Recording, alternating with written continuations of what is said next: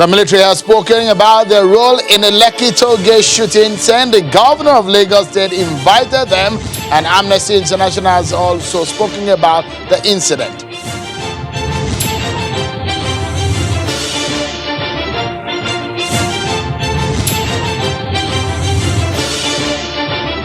And Nigeria's main opposition party, the PDP, has told INEC chairman to ensure he rejigs the electoral architecture of the country after his nomination for a second term in office by President Muhammadu Buhari yesterday.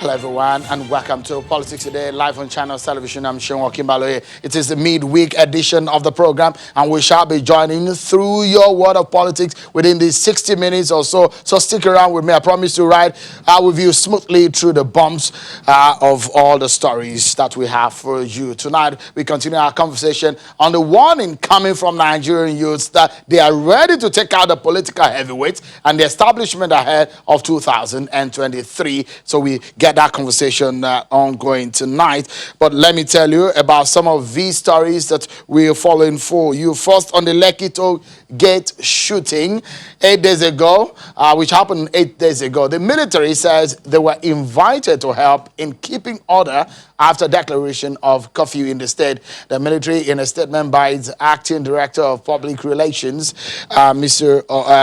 Oshoba, the military said that their role was just to restore order, and at no time did the soldiers shoot protesters. The statement reads in part, at no time did soldiers of the Nigerian army open fire on any civilian. From the onset of the NSAS protest, there was no time personnel of 81 Division Nigerian Army Lagos were involved. However, the decision to call in the military was taken by the Lagos state government after a 24-hour curfew was imposed. The statement further says that there are glaring and convincing evidence to the fact that the military did not shoot at civilians. But the Lagos State governor, I had an interview with CNN. We said, and I quote from some of the things that he said the footage we could see, because there were some cameras at that facility. It seems to me that there will be men in military uniform. It should be Nigerian army or something. But promising to get justice for those injured and probably killed, the governor in that interview also said that, quote, I'm not the commander-in-chief of the armed forces. I'm governor of a state. The report will be out and we will channel the report to all the relevant authorities in the state to ensure that everyone that is found culpable is accountable for the act, end of quote. So the human rights group, Amnesty International, is calling on the federal government to bring to justice those behind the shooting incident. The rights group, in his second report on the incident, is also saying that the government must stop attempts to cover up the incident. In its latest report, which details a timeline of events from when the NSAS protest started on October the 8th, the group says, based on its investigations, the peaceful protests had been peaceful until they were met by excessive use of force by the army and the police. The group says it is on the ground investigation confirmed that 12 persons were killed at the Alausa and Lekki venues of the protest by the Nigerian army and police. Specifically for Lekki, Amnesty International says it is in possession of a video which details the movement of the military from Bonikam, passing along Uzumba, Mbadewe, and several foreign embassies and consulates before arriving at the Lekki toll plaza where the shootings occurred. Amnesty says the entire journey lasted 7 minutes and clearly shows the vehicles which appear to be the ones used by the Nigerian military and police. Interesting. I am very sure, because the governor had said of Lagos State has said part of the mandate of the panel that was set up is also to look into the incident at the Lekki toll gate. We hope that those investigations will reveal some of those things that are cloudy and not very clear at this moment. Well, from the NSAS protests, there's been some online agitation. Some young Nigerians in the wake of that protest, some of them are already muting the idea of dislodging the established political structures in the country ahead of the 2023 2023 general election. But are those real threats? Tonight, we're going to have a robust conversation about this matter. Are those threats to the establishment? What are the youths saying? What are their plans? And what are those established political parties, what are their thoughts about this movement of young Nigerians? Let's get talking now, shall we? I have joining me here in our Lagos studio is a former governorship candidate of the SDP in Kogi State, Ms. Natasha Akpoti. Thank you so much for joining us tonight. Thanks for having me, Sheila. And from our Abuja studio is the majority leader of the House of Representatives, Honorable Alhassan Adodogua. Thank you so much, majority leader, for joining us tonight on the program. I do understand also that a member of the PDP Board of Trustees and the former Deputy National Chairman of the PDP, Chief Olabode George, also joins us on the program tonight.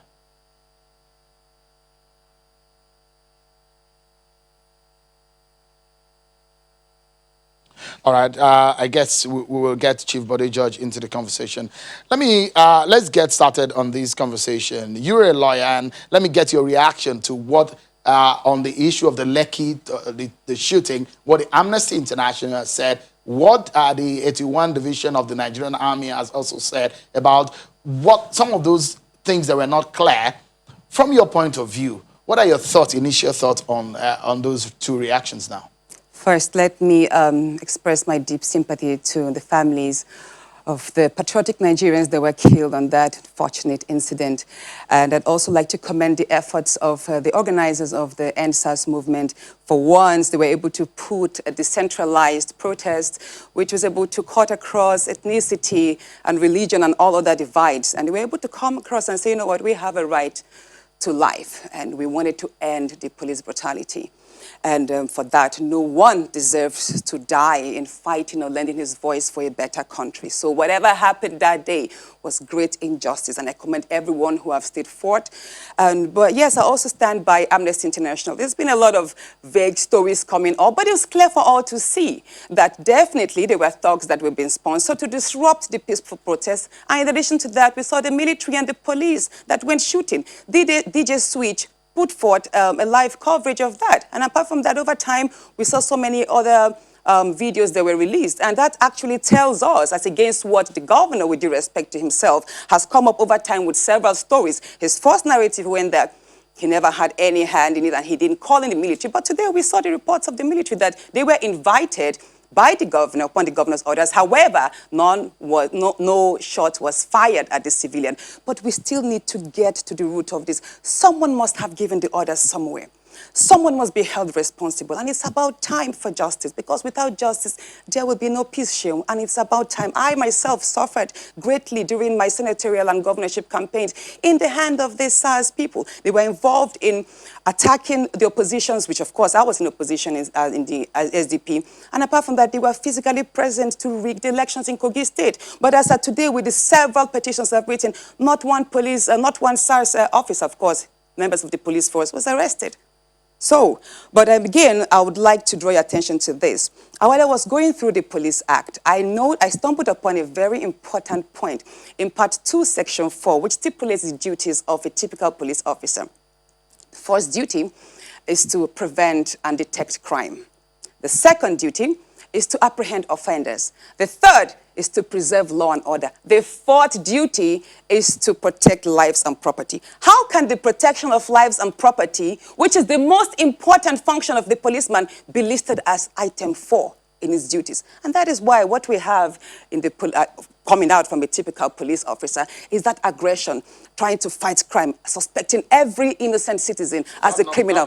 That's the fourth. Should be the first, and that is the problem. So when we talk about reforming SARS or ending SARS and reforming the police, just that section. It needs to be revisited because you see, it's always about the first in time. The first is in priority is always the most important. That's what keeps being hammered. And then the third is upholding, preserving law and order. That means for every police officer, you don't know what the order can be. If the order is shoot, now that order to shoot comes before prevention of lives and property. So that Section 4 of the Part 2, which stipulates the duties must be revisited. All right. That's it. Yeah. I understand that Chief Bode George has since joined us, a member of the BOT of the PDP. Since you're a retired military officer, I'd like to get your take on what has come out. Good evening, Chief Bode George. Let me get your reaction to what has happened. The military has said we were called in, but we did not shoot the civilians. The Amnesty International is giving a different account from what we've seen and what we have heard in the past. Your reaction to some of these stories that we've heard so far? You know, there have been all kinds of stories going back and forth on the issue of who is involved and who is not involved. And as an old hand, what I will pray is that we listen to the report of the panel before we jump into conclusions. The Army headquarters is saying, no, we were not involved. There was no shooting. The Amnesty International is saying, maybe everybody has their own records. And the most sensible thing to do at this time is to allow the panel to finish their work, and then we can now discuss it. Because if we don't do that, the cacophony of voices, our nation on the international plate is also being denigrated. So there is need for us to pay attention. Anybody that has any detailed stories must go to that panel and hand over their reports there. There's no need to start making comments for or against. The army itself will go there and defend themselves, and the Amnesty International will also defend themselves. What I know for sure is that there is what we call in the military aid to civil power, and that comes up when you have a crisis and the police can no longer handle it. They will report to the Inspector General of Police, who will contact the Commander-in-Chief that, look, we will require the support of the Nigerian Army or the armed forces. And then, of course, he will grant it based on the information and intelligence reports that he has. Now, the appropriate division will be asked to assess the situation and send people there. I will tell you my observation, because I had taken part in aid to civil power before. When I was in the Navy, I was a young officer, a lieutenant. We went to that time it was ECN, the power station. There was a huge strike. They were going to blow up the place. They were going to burn the place. And we were asked, I led the team from the naval base in Apapa to that station to meet the protesters. First, we realized that they were not holding any weapons. They were not aggressive. They were friendly forces.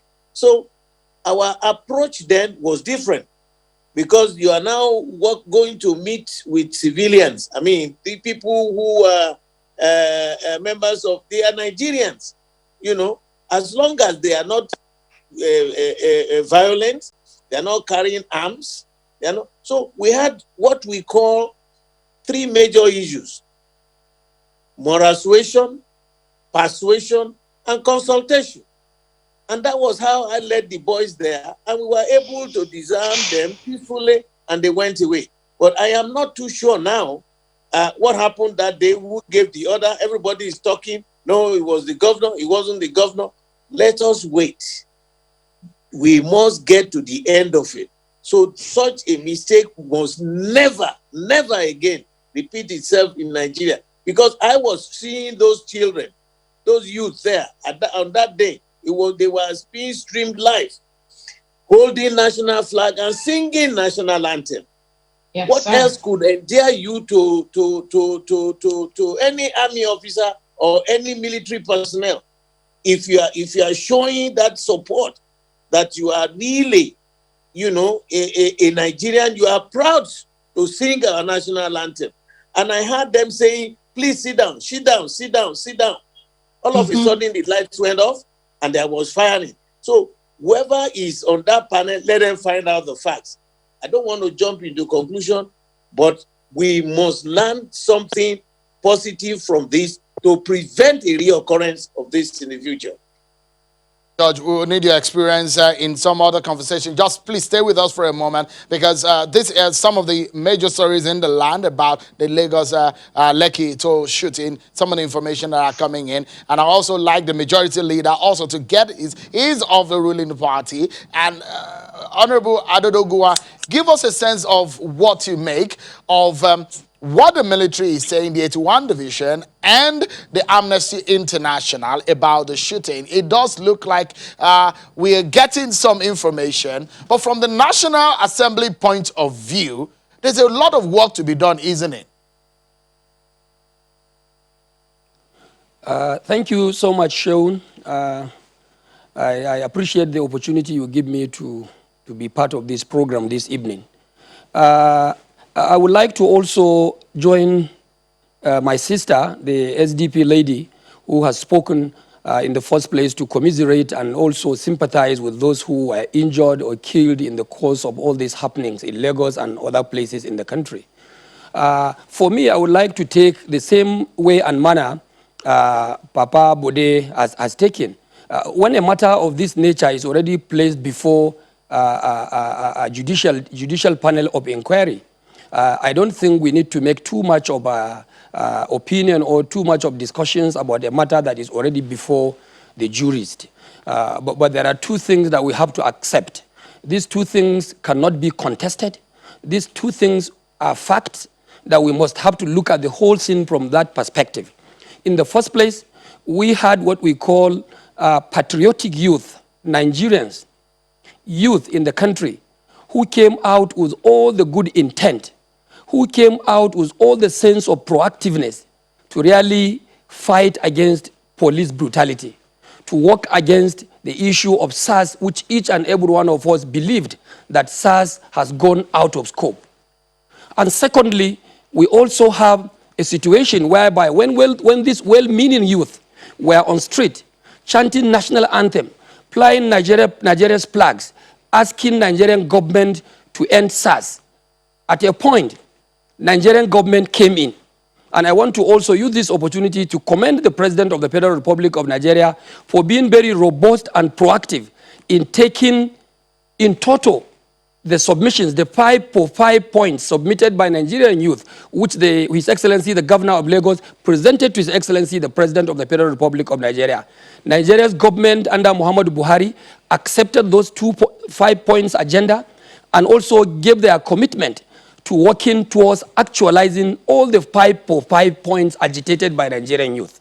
The second point is the fact that at a point when these well-meaning Nigerian youth were on the street, something else came in, which every one of us noticed, that hoodlums now came into this process, hijacked the well-intended end SARS protest, and now began into what you can call scandalizing public properties, public offices, a lot of pandemonium coming up from that intervention from the second party.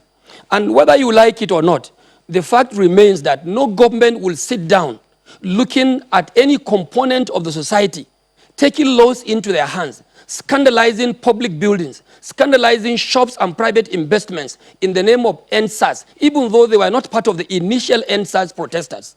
Government wouldn't have allowed that thing to continue in that manner, because allowing that to continue will mean allowing anarchy to entrench into the country, unfortunately. So I would like to be very open and frank with you that there are two things. Something that started in good manner, with good intention. Unfortunately, some other group of people came in, taking advantage of that protest, and now took laws into their hand. And the government had no option whatsoever apart from doing what it did. Of course, there was need for government to really step in and provide peace and tranquility, so that you cannot you cannot allow anarchy to be entrenched into our system. One other thing I would like to believe is the fact that whether you like it or not, there are two things. I accept the fact, yes, we have seen as a political party, APC as a party, and of course APC as a government under Muhammadu Buhari, is not as if we were oblivious. It's not as if we were caught pant down. It's not as if we never saw it. We have seen it coming. And what we saw coming from the Nigerian youth is that sense of agitation, that sense of vibrancy, that sense of proactiveness, that sense of manifestation of Nigerian youth wanting to really get themselves involved in governance. And in doing that, to allow that thing to hold, Nigeria's government under Muhammadu Buhari accepted the not too young to run bill, which of course was a very big window open to allow Nigerian youth to participate in governance and party politics. All right, This is a good point. just a moment. Government knew that we're we due need for lot a of- break. Honorable, just a moment. We're due for a break, but let's go on a break. And when we come back, our major conversation tonight is what Nigerian youth say they want in 2023. The hashtag is already trending. Hashtag get your PVC 2023. When we come back from the break, we open up the floor on that angle. Stay with us, everyone. We'll be right back. Thank you so much, everyone, for staying with us tonight on the program. Our main conversation, although we've started the conversation around the Lekki toll shooting, which the Amnesty International has spoken about, the military has also explained its role and that they were invited. Perhaps a bit of a variation to what the state governor has said. But there is an investigation. There is a panel of inquiry into that matter. We wait to hear what the panel says afterwards. But tonight's conversation is about what has become perhaps a major storm, which began online. Young Nigerians say in 2023, it won't be game as normal, and they are going to take their own destinies in their hands, and they are also campaigning that young Nigerians should get their PVCs. One of such Nigerians is Chioma Agwegbu. I want to hear from her what the agitations of these Nigerians are. Chioma, thank you so much for joining us tonight. We have heavyweight politicians in the studio. You as a young Nigerian, we have very experienced politicians, some of whom yourself and your friends are saying you are going to dislodge come 2023. What are the real issues here, Chioma? Thank you very much, Sharon. Thank you so much for having me. I don't know that there's much talk about a dislodgement as there is talk about widening the pool of capacity, competence, and character as far as the leadership of Nigeria is concerned across all levels of governance. So this is, at the presidency, at the Senate, so within the National Assembly, within the state houses of assembly, gubernatorial positions, but also, councillorship positions and local government positions. Also to react very quickly to something that was said earlier, I do not think that what happened at Lekki toll gate can be classed as a mistake. People died. People died, people were injured. I'm very grateful to, to the sage, Dr. Bode George for speaking about the fact that, for recognizing what a lot of government officials have had trouble recognizing, which is the fact that young people were sitting down, singing the national anthem and holding up flags. It is the most horrific way. It is the most horrific signal to young Nigerians who are every day trying to be patriotic. So I do not believe that we can class it as a mistake. Crimes have been committed. People have lost their lives. As a matter of fact, you cannot look at the bullets all over the toll gate and still call this a mistake. This was an intentional, dastardly act committed by so far unknown people against Nigerian citizens. And we do not only want, these judicial panels, we want an independent panel of inquiry that will look into this and prescribe very heavy sanctions within a reasonable amount of time so that these families can find closure.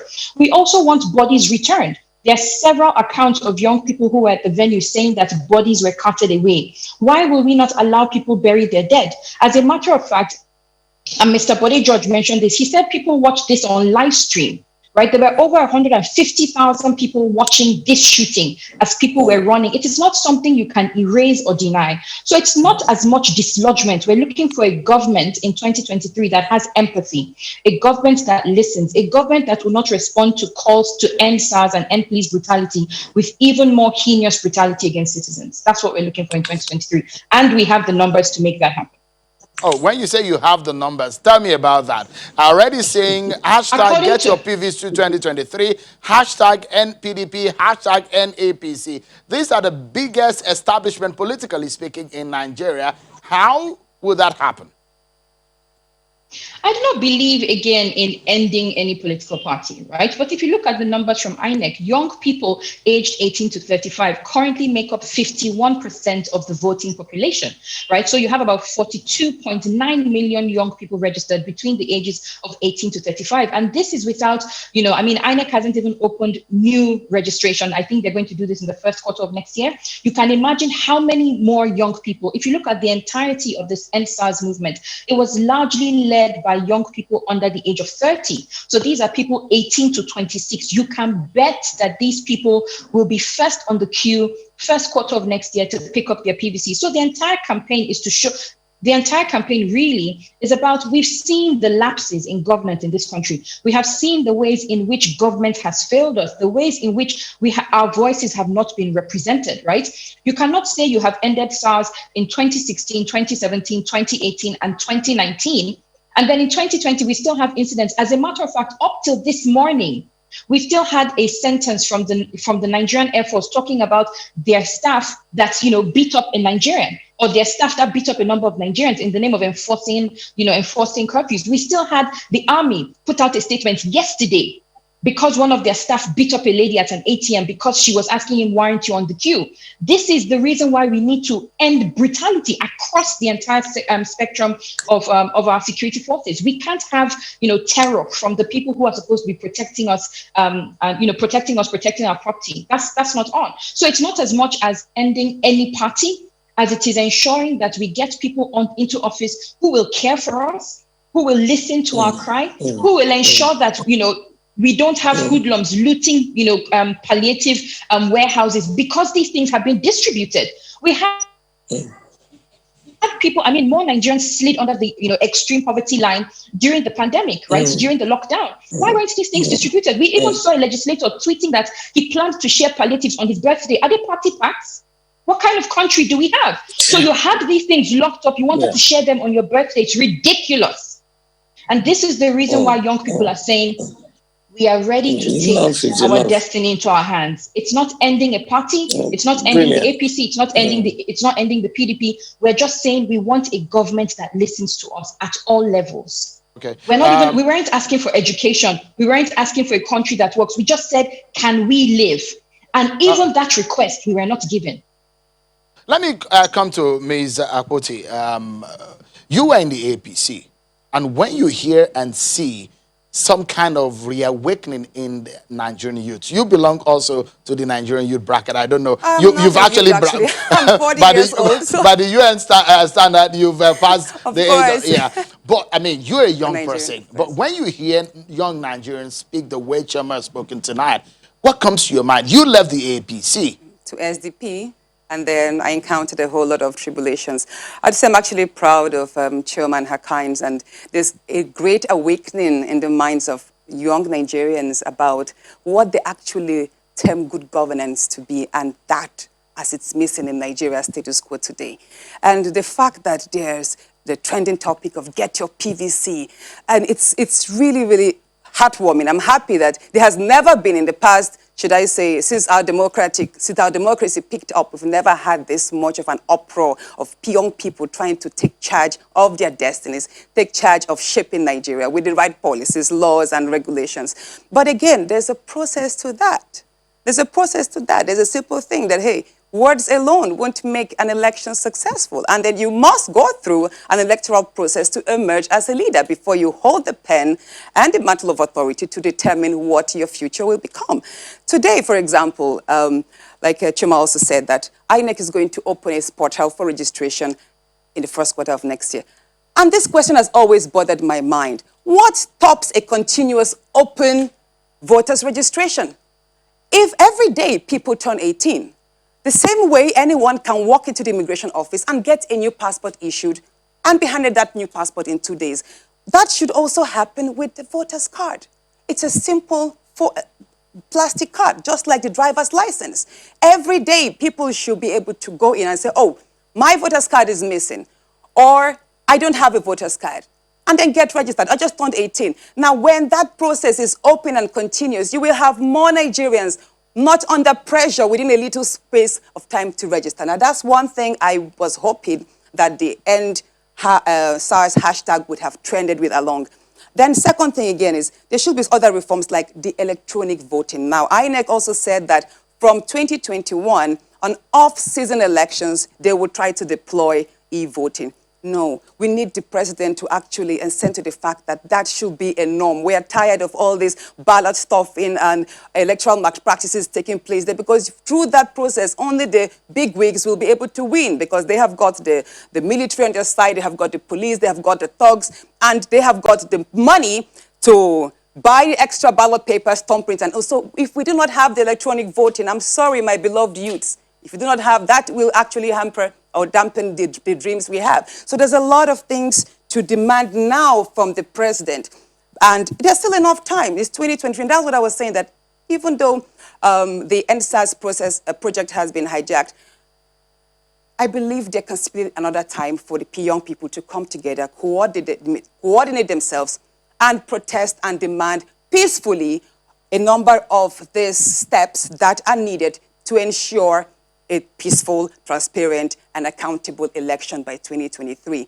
Now, one mistake I noticed, by the way, I actually participated in the NSAS protest in London at the Nigerian High Commission on the 10th of October. And when I came back, I had to fall into the isolation time, so I couldn't join the Nigerians on the streets. But that said, the leaderless movement actually hampered that, because at the time, Mr. President called forth and said, okay, let's dialogue. Now, we must know as young people that even the strongest, most turbulent of wars have always ended up on the dialogue table. But at that time, when they said, okay, can we have the leaders of this movement come up? Nobody could. And I understand on one side, because over time, when you look at the history of movements in Nigeria, like the Occupy Nigeria, when a leader is identified, then there's a risk of that leader or the person identified sabotaging the rest. So probably that was one reason why it termed leaderless. But you know what, next time when we are organizing this, we must have 1 or at least 5 leaders, so that strategies, if they had a group of leaders, then at the time the thugs were taking over, there would have been a think tank that would have maybe converted that episode. But by and large, in rounding up, I believe there's going to be a narrative change, and I'm ready to work with the young people, because I myself, I'm tired of this old, should I say, this whole godfatherism or the expensive high manner in which politics is being played, that at the end of the day, no matter how your ideas are, it never really matters, because the winners are always determined even before the election day. So I am really on the side of the young people, and I believe that by 2023, things are going to change. Let me go to Chief Bode George. You being a chieftain of the PDP, you're one of the founding fathers of the party. So when you hear young Nigerians say, oh, 2023 is not going to be the same, your party is already looking forward to get back into the federal, into the mainstream of the federal politics at the center. You're already looking at winning election in 2023. Does this come to you as a threat? So let me thank those young ladies who spoke earlier. And I must tell you, I learned one major lesson. And that actually just convinced me that the future of this country is still very brilliant. One, the tone of their conversation, the way they marshaled out their points, their commitment to Nigeria, their commitment to the future of this country really gladdened my mind. And I then concluded within myself, because I didn't leave my house, I said, wow, the future is very bright. But what is hindering this journey to the promised land? The quality of management, the lackluster attitude of people who are put in positions of authority.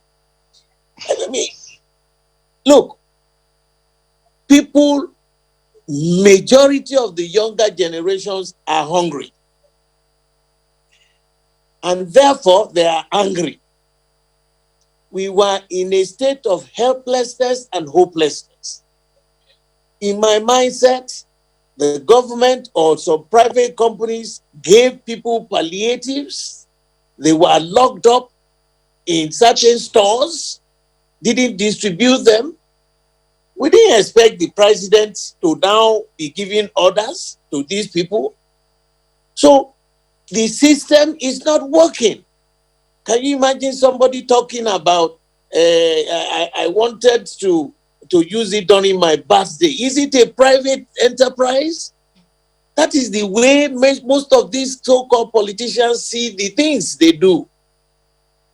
Unless we make sure that the electoral process is made much better, we are not going to do it like we were in the Stone Age, where you physically carry papers from your polling unit to the next collation center to the next collation center, and with the bullion vans running around on election day. It is a sacrilege. It is an absolute nonsense. And nobody has been arrested. To have the boldness is my money. What money? Which money? In a civilized country, that fellow will be behind the bars. So let us remodel the whole arrangement by which we go through election. I'm told, Well, for those who the apologies, chairman of INEC, apologies to cut in. and For those I who challenge say you. in the last 20 years or so, when we got into this Fourth Republic and Yes, returned to civilian rule, right. that your party had sway. And the Right. things that we're saying, we've heard several times the APC said the rot in the Nigerian political space was best by your party. How do you react to such a kind of statement? That's an absolute. Listen, that's like talking to the Marines. That's an absolute trash. What we are doing every year, you move in, you want to improve. We are rolling back. Who brought the PVC? Was it the APC? Who brought the APC? I mean, the PVC.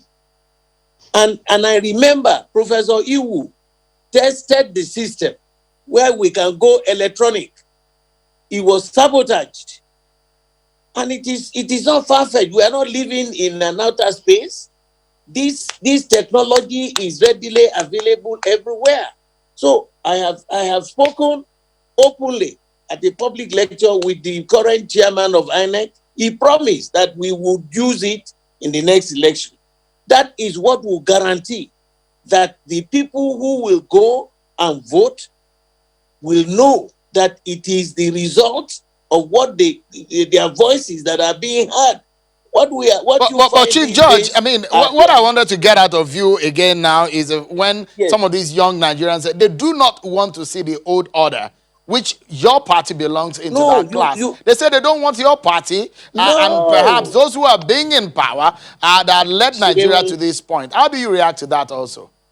That is, there is nowhere in the world. There's nowhere in the world you cut off an age.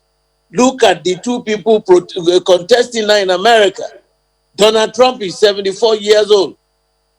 Biden is 78 years old. That it is not a matter of age. Yes, I am happy that these young people will come, people with good qualification, not fake certificates. You get people with what they are saying. It has just encouraged me. My great grandpa, uncle Abba Macaulay was the first Nigerian politician in this country. At what age did he die? What age did Papa Awolowo die?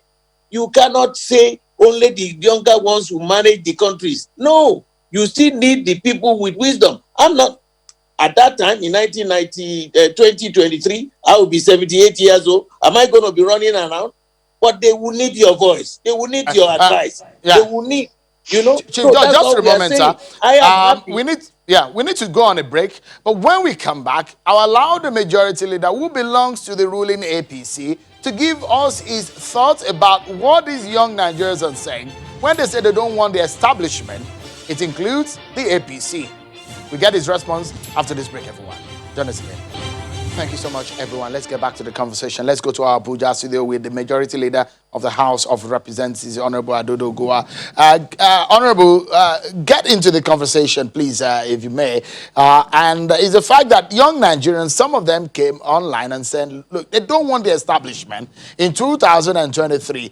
Is there a bigger threat for your party? You are the ruling party, and your party is right under the spotlight right now about what you are offering Nigerians and what you are not able to offer.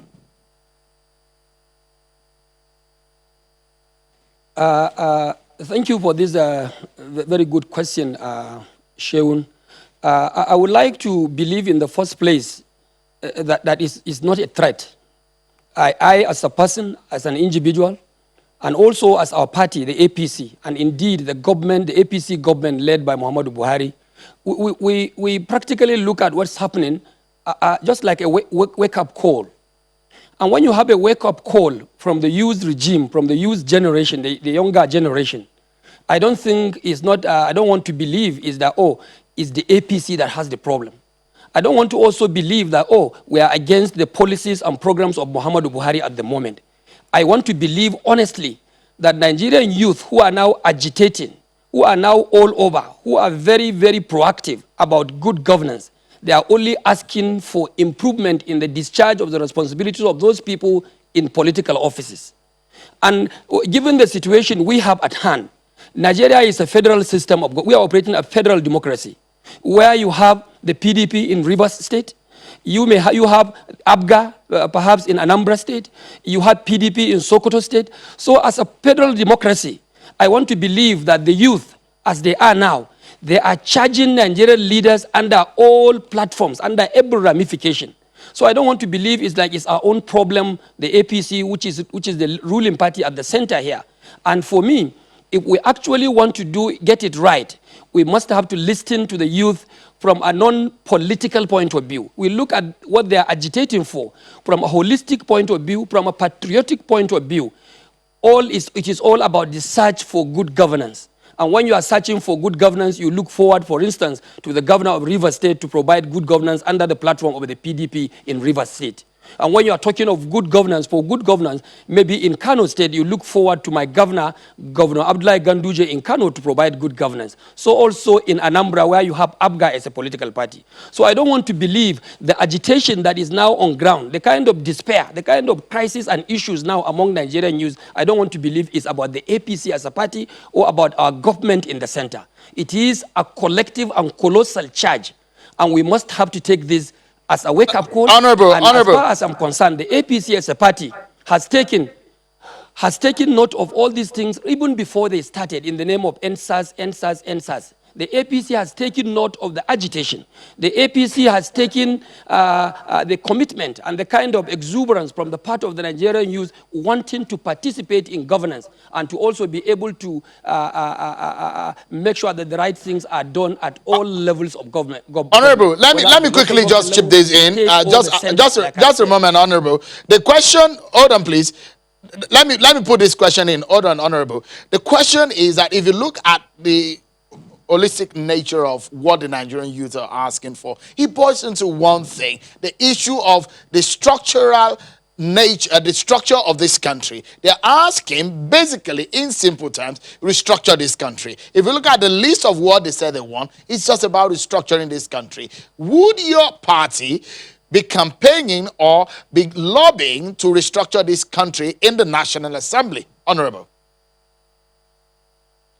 I want to be very pragmatic to this your question.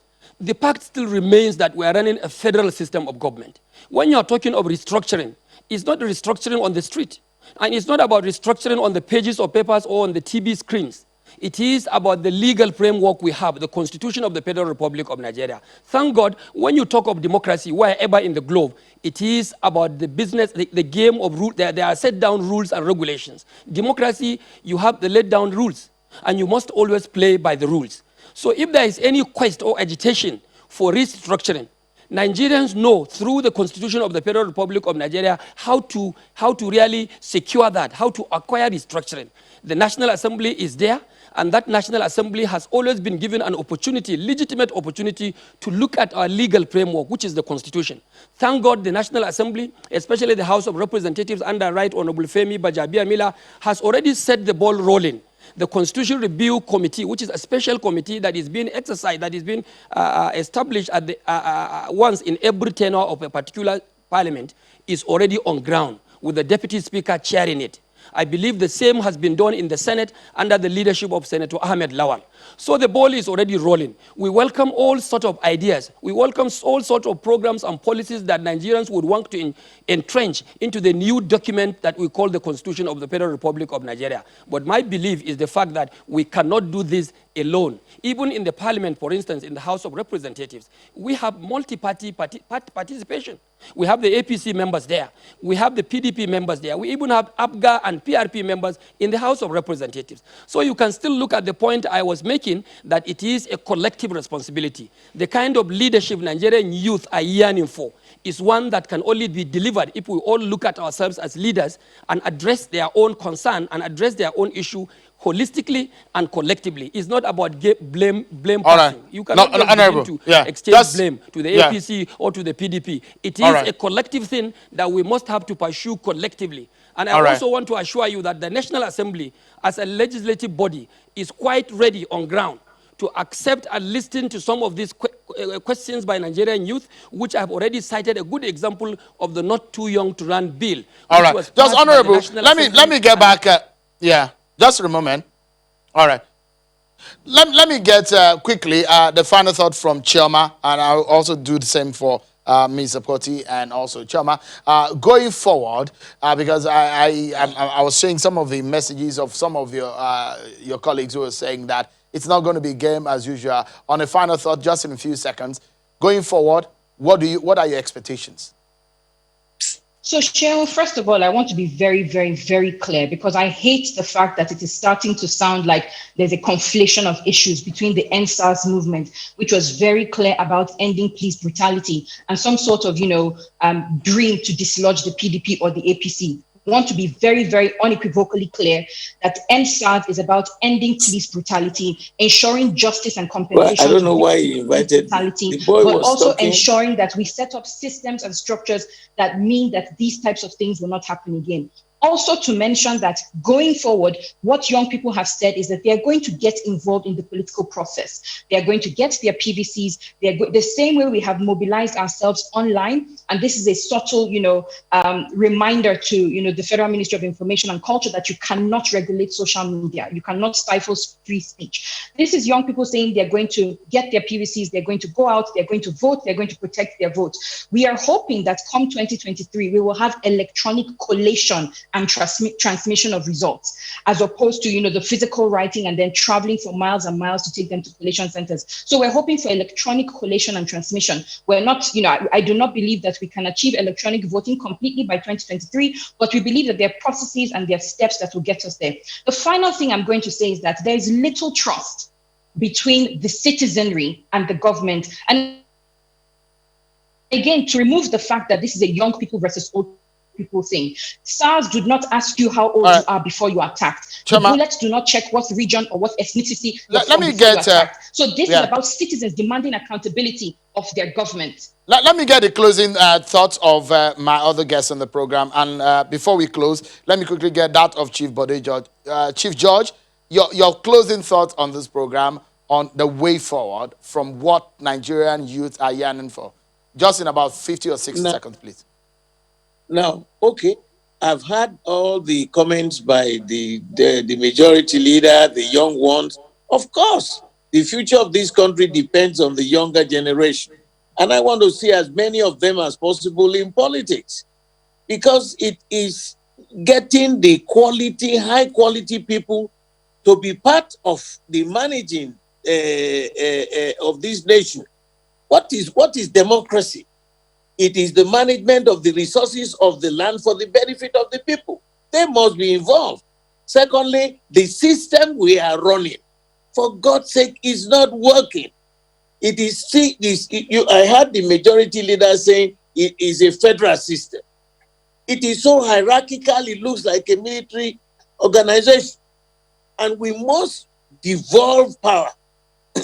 What you call the devolution of power or restructuring of that system, whereby you do it to the state, reduce the power at the center so that the people can be better managed. I would like to see every state to have a police. It doesn't mean we will not have a national police. The national police would be the equivalent of the Federal Bureau of Investigation, the All right. FBI. Things, 400,000 policemen to manage 200 million Nigerians is not working. All right. Chief Judge, We should look at it that way, and that's my own. Thank you Oga so has much. enough time between now and 2023 to make sure that we go and revisit the report of the Constitutional Conference. All right. That will resolve a lot of crises. I guess the final words is going to come from Ms. Akpoti here. Your final word before we close now. I think the reason for the bloodlines between NSAS and good governance is because everything starts and ends with the quality of leadership we have. And what determines the quality of leadership? Politics. You can't complain about bad leaders, about you want good governance, and the fact that NSAS has been disbanded over and over, and you are tired of just hearing the words, you want the Gazette because you want more from your president, you want more from your leaders. And the people are now saying, you know what, instead of this disconnect between the leadership today and us, the masses, we want to take charge. And all I'm going to say to the people is there is still time. You can still organize yourselves into protests. But next time, let's define our scope of demands. Let's be strategic about it. Open and continuous voters registration as against periodic short-term.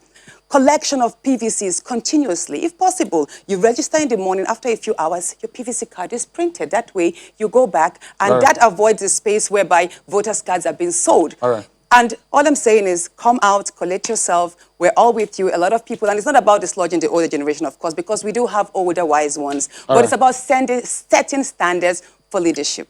Thank you so much. I must sincerely thank the panel tonight, Ms. Natasha Akpoti, former SDP governorship candidate in Kogi State, and the majority leader of the House of Representatives, Honorable Alhassan Adodogwa. Thank you so much indeed for your time tonight. And the member of the PDP BOT, Chief Olabode George, thank you for spending time with us. Chairman Awegbu, a good governance advocate, thank you so much for your time tonight, everyone. But that's our show, everyone. Thanks so much for watching. I'm Shion Kimale. Bye-bye.